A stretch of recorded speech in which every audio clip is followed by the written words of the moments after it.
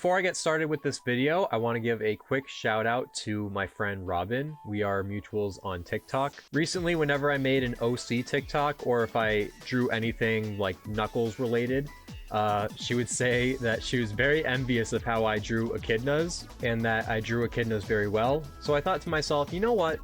What if I made a tutorial video that showed you some different tips on how to draw Mobian Echidnas better. So that's what we're going to do today. This video is going to be a tips and tricks video for drawing Echidnas. And for those of you that are new here, I'm just going to make it clear, this is Echidnas in the Sonic universe, not real life Echidnas. I am not the person to come to when it comes to drawing real life objects. So whether you want to try and draw Knuckles or Tikal, or maybe you want to draw an Echidna OC of your own, then hopefully by watching this video, you'll learn some new tips and hopefully you find them helpful. So this video is not necessarily going to be a step-by-step guide to drawing Echidnas. Rather, I plan on going through each of the different body parts of a Mobian Echidna and showing you some of the little nuances that maybe you haven't picked up on when trying to draw characters. Maybe you tried drawing an Echidna before and something about it just didn't quite look right with either the body or the proportions or maybe some of the finer details. So some of these little nuances are what we're going to be taking a look at in this video. So without further ado, let's get started. So we're going to start with the muzzle of an Echidna. Now at face value, an Echidna muzzle is pretty similar to that of, say, a hedgehog or another character. You can see that they have this similar like bean shape going on here, but there's a couple little minor differences that we can point out here. For one, you can see that the bridge of the muzzle right here is a little bit longer than that of a hedgehog.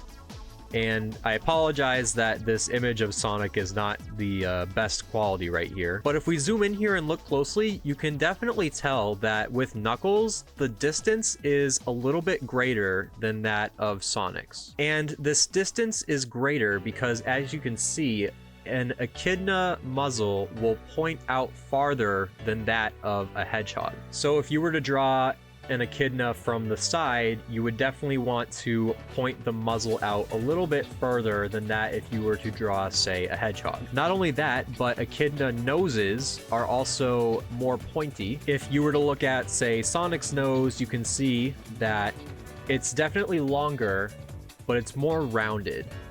With Knuckles' nose, you can see it's very pointy and it's shorter, definitely more of a triangular shape. And then from the front view, you can see that it's basically just a circle. So I think this is important, especially when you're drawing faces pointing in different directions. You want to make sure that you get this nose shape right, and you want to make sure that you have the correct muzzle size when drawing. And it seems like a minor point, but really it can be a big difference maker in terms of how the character will look overall once it's finished. If you look closely too, Echidna muzzles are also a little bit bigger as well than, say, a hedgehog or maybe a fox. I'd say they definitely have a little bit more length going up and down the face, as well as a little bit going from side to side. But in summary, the keynotes that you want to take away is that there is a wider bridge here, and the nose will also be more pointy and triangular, as well as the muzzle sticking out further. So next, let's take a look at drawing Echidna hair.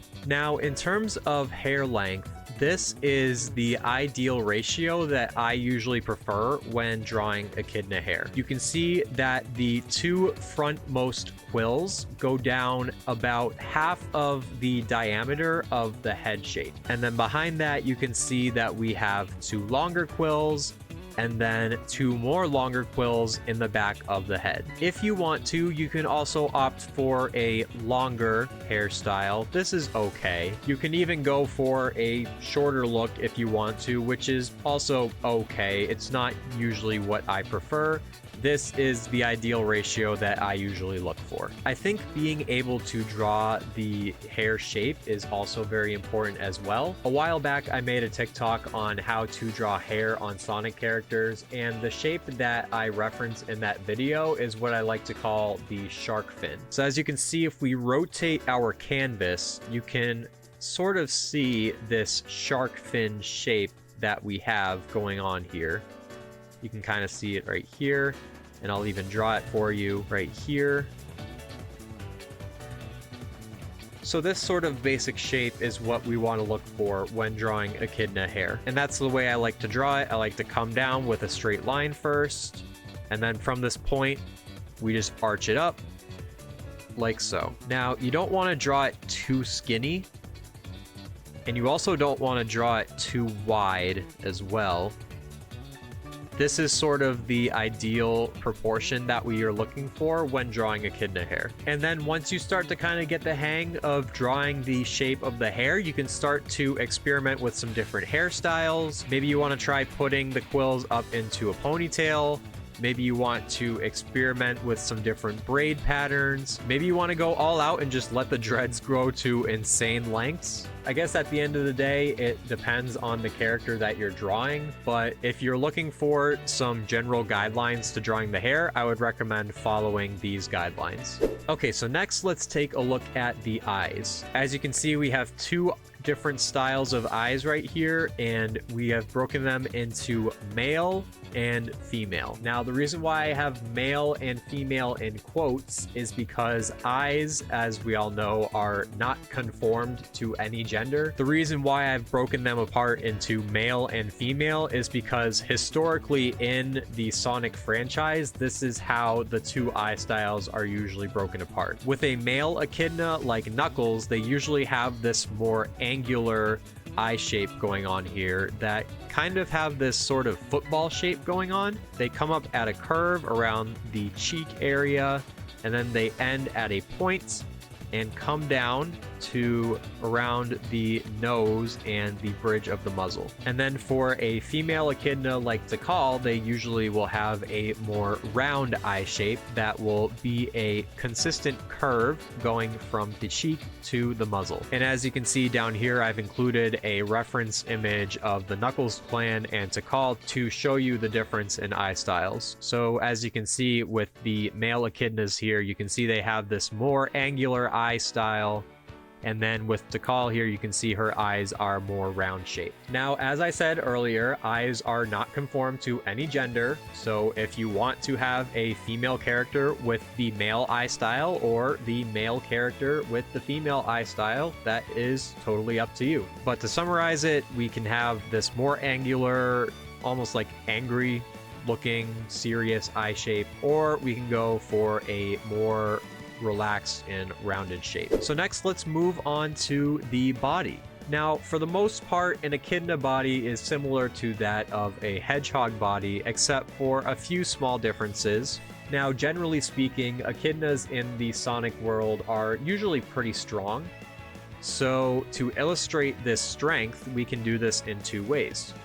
One of which is to have bigger arms. Now, if we were to compare these two drawings of Knuckles and Sonic, you can see that Knuckles' arms are noticeably wider than Sonic's. I mean, look at his little twig boy arms.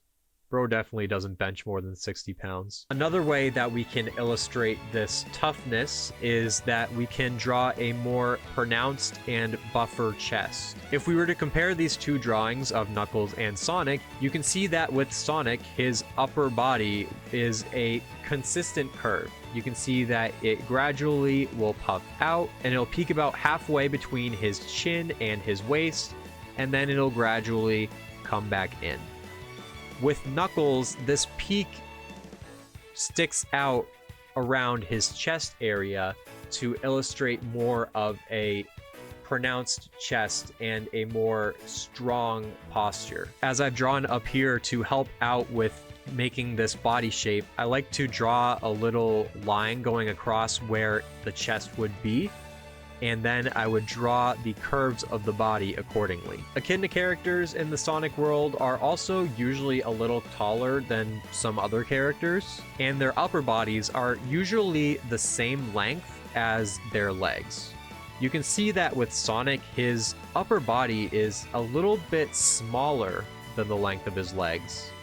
So with echidnas, we want to make sure that that length is equal for both parts of their body. So in summary, it's all about getting the right proportions and making sure that we really accentuate that chest and making sure that we have the correct width for the arms. Finally, let's take a look at one of the more subjective aspects of drawing echidnas, and that is the clothing and the accessories that they wear. Now, when Sega was designing the Knuckles clan, they drew a lot of inspiration from the ancient Mesoamerican cultures such as the Aztecs and the Mayans. So a lot of the accessories and the relics that you see them wearing are inspired from those cultures. Now, if you're designing your own character, you can give them whatever clothes you want, but if you're looking for, say, like a general direction that you want to go in, maybe you want to go in this direction, this sort of Native American inspired and these Mesoamerican inspired outfits. So as you can see, we have some different pendants and headbands and necklaces and medallions that you can possibly use. One thing to note if you are drawing Tikal or a member of the Knuckles clan, as you can see that they have these bands inside of their hair. It's one thing you want to keep in mind if you're drawing those kinds of characters, is you definitely don't want to leave those out. And you can be a little bit more creative with some of the markings too. Perhaps you want to try drawing some different shapes. Maybe you want them to be pretty intricate. Maybe you want to go a little bit more simple, like with Knuckles, how he just has kind of like this Nike swoosh type emblem on his chest. And again, if you're designing your own character, you don't even have to go in this direction at all. You can give them whatever clothes that you want. One thing I've found pretty helpful is that I'll actually look at different outfits on Pinterest, and I'll actually save them to a board called OC Inspiration. So if you find a particular outfit that's inspiring, maybe you'd want to use that for your character, then maybe you can somehow find a way to intertwine that with your character design. But like I said, if you are looking for some general guidance on a direction in terms of clothing and accessories, then the Mesoamerican inspired outfit is definitely the way to go. And don't be afraid to experiment and have a little fun with it. So there you have it. Those are some little tips and tricks that you guys can use to help you design or draw echidna characters in the Sonic universe. I hope you guys found these tips helpful, and if you end up using these tips to, say, design your own character or draw Knuckles or Tikal or whichever echidna character, let me know in the comments or tag me on Twitter or Instagram with your art. I would definitely love to see it. I uploaded a TikTok compilation on YouTube not too long ago on how to draw Sonic characters, and reading your guys' comments on that video saying that you found those tips helpful or that you've used these tips to design your own character, it really makes me happy to see that you guys found them helpful and you like the tips, and hopefully you found these tips helpful as well. But yeah, that's gonna be it for me. Be sure to leave a like on the video, like and subscribe, all that crap, turn on the bell notifications, make sure you don't miss out on any new videos, and that's about it. See ya.